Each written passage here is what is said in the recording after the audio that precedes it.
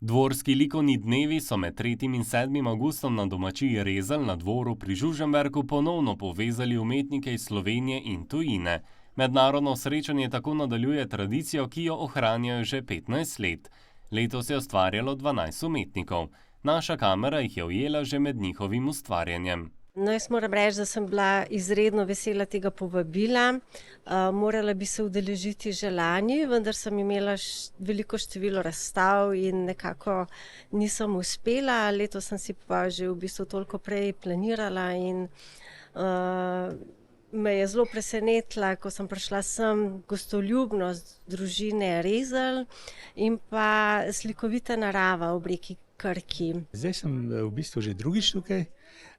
Predvsem mi je všeč to, ker je, bom rekel, ena toplina, potem je narava je lepa, bližina Krke je zelo, bom rekel, tudi inspirativna, pa družina, ki nas gosti, je skozi leta se je zelo navadila, kaj umetniki rabimo. V bistvu ne rabimo veliko, ampak rabimo tako eno tako srčno in pa bom rekel, eno pravo razpoloženje, ki nam ponuja, da lahko v miru delamo. Vsak umetnik ima svoj pogled na umetnost in ustvarjanje. Kolonija pa je tudi priložnost za izmenjavo izkušenj, idej in druženje. Preko teh druženj nastane tudi ogromno novih prijateljstev. No, tokrat sem tu srečala tudi prijatelje iz Italije, s katerim sodelujemo že več kot 30 let, tako da je to vedno pač neka, bom rekla, zelo kompleksna izkušnja, neko lepo srečanje, ki nas zelo bogati. Fino se je družiti z umetniki, se malo hecati, morbiti sem pa kdaj kakšno pametno povedal, čeprav jaz se raj hecam, pa kaj pametnega povem. Ne? In že ta okolje, sami Rezlji, so navdih, da ti tukaj lahko ustvarjaš. V 15 letih je na dvoru ustvarjalo že okoli 120 likovnih umetnikov. Dvorski likovni dnevi smo 15 let nazaj začeli na pobudo profesorice Ane Canko, to je sestriča od moje matere, in potem smo to nadaljevali.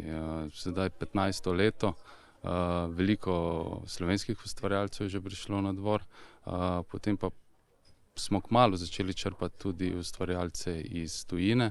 Vsi se posvetimo, da ti dvorski likovni dnevi uspejo, da so ustvarjalci zadovoljni in da odnesejo čim boljše vtise iz našega kraja, Suhe krajine, in da prenesejo dober glas tudi v tujino ter drugod po Sloveniji. Letos so pripravili tudi ustvarjalni dan za otroke. Tukaj pridejo, se najprej poslikajo, malce pojejo, pokramljajo z likovnimi ustvarjalci in je nekako zanimivo, neko novo izkustvo. In dejansko izobraževati treba tudi te najmlajše naše Suhokrajince, in da bodo tudi vzgojili to ljubezen do likovne umetnosti. Tudi letošnja dela bodo postala del stalne zbirke galerije DLD in Blatnikovega hrama.